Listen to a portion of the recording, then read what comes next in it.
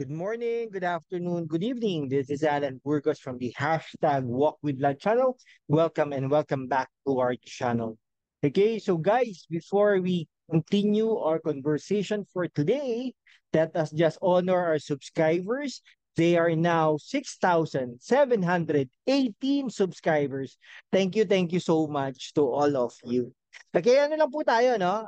Kung hindi ka pa nakapag-subscribe, kaibigan, mag-subscribe ka naman para naman we can be able to maintain and sustain this channel. And then, of course, you are part of this family, no? Dumadami na tayo, palakpakan dyan. Okay. Ang pag-usapan po natin ngayon ay yung mga nangyayari sa ating mga kapaligiran. Yan. Okay. May tatlo po tayong ano dito, no? Yan. Hindi, natatawa po kasi ako dahil si Senator Risa Hontiveros ay nagkomento na no tungkol sa mga sinasabi ni Vice President Sara Duterte, no, yung mga ano no yung um, okay, kasi ano naman po no si Senator Risa Hontiveros ay dalawang beses pala itong natalo, no, dalawang beses din itong nanalo. Yan, syempre sa tulong ni dating Pangulong Noynoy Aquino nanalo yan, no.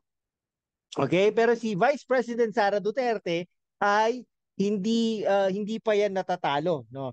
Kasi ang hidwaan nila ay talaga naguugat sa isang tao, no. Ayan si Pastor Apollo Kibuloy, the son of ano ba yan? Appointed son of God. Yan. Appointed son of God. Kanina nga nag-uusap kami nung brother, no? Brother in Christ. Kasama ko nagsiserve dati, no? Um, Okay?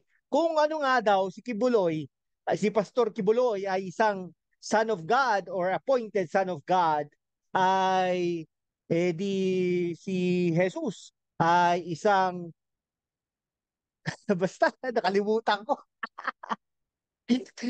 Okay, perfect natin yan next time around, no? Okay, sige. Hindi naman tayo, ano. Okay, sige, sige. Brother Butch, no? Yan. Magpagaling ka, ha? At shout out sa'yo. Okay, yan, no?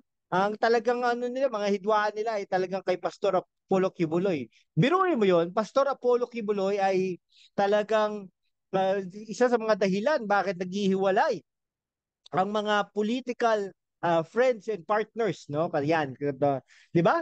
Okay, si dati magkaibigan yung matalik, no? Si Lisa Marcos Araneta at saka si Inday Sara Duterte, no? Pero ngayon, tingnan mo, nag-iisnaban, no? Ayan. Okay, ang ano naman kasi ni Lisa Ontiveros ay talagang dapat umattend si Pastor Apollo Kibuloy sa kanyang hearing, no? In aid of legislation, kumbaga, no? Ang ano nga niya, kung tinitingnan niya kung anong batas ang pwedeng ipasa inside of a religious sect or religious organization, kumbaga, no? So, ano yung pwedeng ipataw? Yan, ano to, nakukuha ko din naman, no? Nakukuha ko din naman ang punto ni Risa Hontiveros. Okay? Yung ano bang punto niya? Yung kung may batas na may pasa, kunwari, nag-abuso ang isang pastor, ang isang pare, ang isang ministro, anong pwedeng mangyari sa kanya? Anong ipapataw na parusa sa kanya? Okay, mga ganong bagay, no? Ano ba yan? I-abolish ba yan? Yung tax credit ba yan? Yung tax exemption yan? Automatic ba? Parang ganon, no? Okay? Kumbaga, kunwari, namuhay na ng marangya ang isang pastor, ang isang pare, ang isang ministro, no? Itatax na ba yan, no? May mga kilala tayong pare, no? Maraming mga kotse. Ang ganung bagay, no? Nagkukwentuhan nga kami ni Brother Butch kanina, no? May nung kabataan nung kaibigan niya, flip daw, na flip. Yung parang ano lang, tapos biglang nag-preach, no? Tapos yumaman, daming lupain. Dahil nga sinabi niya doon sa mga miyembro niya, ibigay nyo sa Diyos ang mga pag-aari nyo. No? Ayan, binigay. Kanino ibibigay? Doon sa nag-preach, doon sa kaibigan nila. So madaming lupa ngayon. 'Di ba? Mga ganong bagay, no? O, mga, hindi, ministro din, no? Bawang ministro, di ba? Ganon, o. Si Pastor Apollo Kibuloy, mga pastor na iba, ganon din, di ba? Nakukuha ko din naman ang punto niya. Ngunit, di ba? Kaya lang, ang ano dyan, naunahan na siya ng korte, no? Ayan, ito naman ang punto ni Pastor Apollo Kibuloy. hindi siya haharap doon sa Senado dahil inaakusahan na siya, no? Parang nag-verdict na, may verdict na, no? Kasi nauna na yung mga testigo niya, no? Yung mga testigo niya. Bakit kaya hindi naman ipatawag, no? Yung mga kakampi ni Pastor Apollo Kibuloy, di ba? Para maging parehas lang. Hindi yung iimbitahan mo lang yung mga allegedly inabuso, yung mga allegedly na pinahirapan, pinarusahan, no? Mga ganong bagay. O, di ba? O, dapat parehas. Dapat nag-ano ka, no? Naging fair ka, kumbaga. Kaya nga hindi siya umaattend eh. Dahil kitang-kita talaga na hindi ka fair, Senator Risa. Okay, kahit na ba malinis ang inyong intensyon na gumawa ng batas na ganito, nakakuha o nakakita ng butas na hindi umaten. Okay? Parang gano'n, no? Ayun, naunahan ka ng ano naunahan ka ng tawag dito ng DOJ, no? Yan, pinapasampahan na siya ng kaso, kumbaga, no? So 'yun, haharap na siya doon. Oh, kung sana, baka naman tayo inuuto-uto lang tayo ni Pastor Apollo Kibuloy. Stop. 'Di ba? Parang gano'n. Naalala ko yung ngayon, tuwan-tuwa ngayon si Vice Ganda. 'Di ba? Ano kaya ang sasabihin ni Vice Ganda kay Pastor Apollo Kibuloy? Stop. 'Di ba? Parang gano'n ba?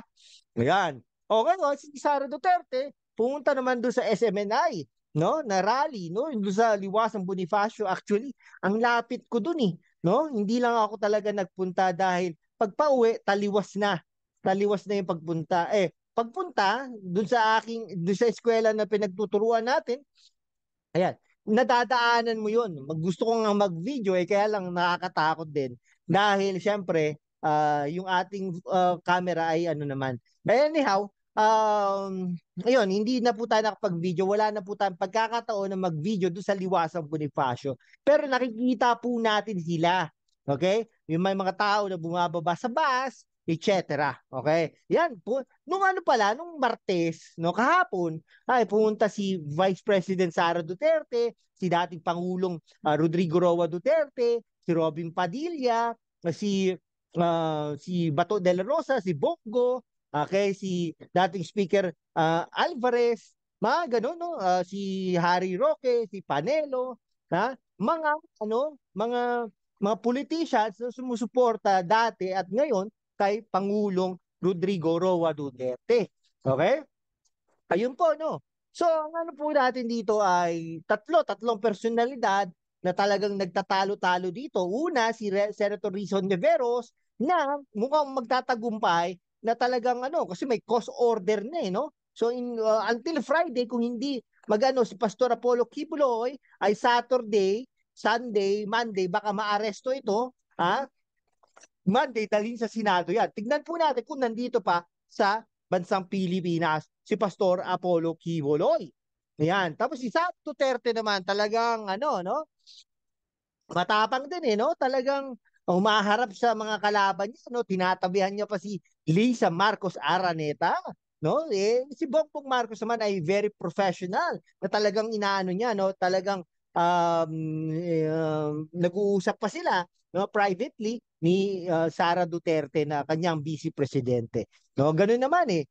Ang alam nyo, bakit nanalo ang unity team dahil po pinangako nila sa atin na magiging unified sila, na magiging united sila para sa ating bagong Pilipinas, no? Ano nangyari, no? Okay, walang bagong Pilipinas, lumang Pilipinas pa rin kasi nagtatalo-talo yung mga yun eh, 'di ba? Mm.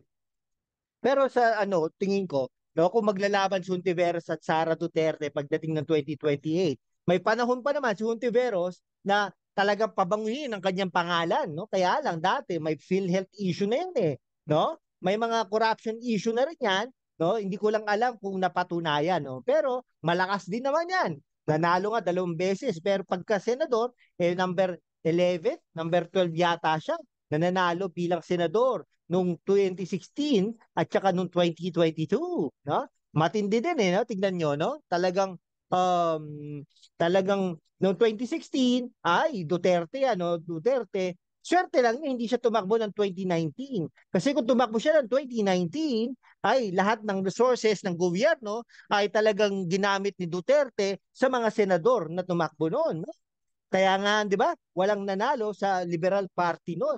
2022 din naman, siya lang ang nanalo sa hanay ng Pinklawan. Pero, syempre, hindi naman siya talaga Liberal Party, akbayan yan. Pero, ano naman yan, nakaalay naman yan sa Pinklawan, si Sara Hontiveros. No? Pero, talagang one-on-one yan, alisin na natin si Romualdez, kumbaga, no? Ay mananalo ito si Sara Duterte. Sa totoo lang po wala naman po tayong ano diyan. Sara Duterte ang mananalo diyan kasi may appeal. May appeal si Sara Duterte, no? Talagang kita mo yung kanyang katapangan, di ba?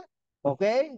Walang hindi magano yung mga kaya lang problema lang kay Sara Duterte ay until now hindi naman siya nagkukomento sa mga China na yan. Siyempre pag nanalo ito ay definitely baka hindi na natin makuha ang ating, ang tawag doon? Ang ating West Philippine Sea. Just kidding. Okay? At saka mananatili si Pastor Apollo Kibuloy dito sa Pilipinas for another 6 years. Sige po, hanggang dito na lang po mga kaibigan ko. Maraming salamat po. Kung hindi ka pa nakapag-subscribe kaibigan, mag-subscribe ka naman. Pinapanawagan ko nga po pala no, sa mga nagpa-park diyan, no? Diyan sa kahabaan ng street diyan sa ano, ay, nako, hindi po dapat nagpa-park dyan sa harapan. Dahil nga po ay bawal yan. Okay? Kung nakikinig ka, ha? Huwag kang magpa-park dyan. Yung puting ano na yan, puting sasakyan na yan. Okay? Sige po. Hanggang dito na lang po mga kaibigan ko. Maraming salamat po. Kung hindi ka pa nakapag-subscribe kaibigan, mag-subscribe ka naman para naman we can be able to maintain and sustain this channel. Lumalaki na po tayo, no? Ano na po tayo? Almost 7,000 subscribers all around the world. Okay? So maraming salamat po sa inyo. God bless you all. Bye-bye. Good night.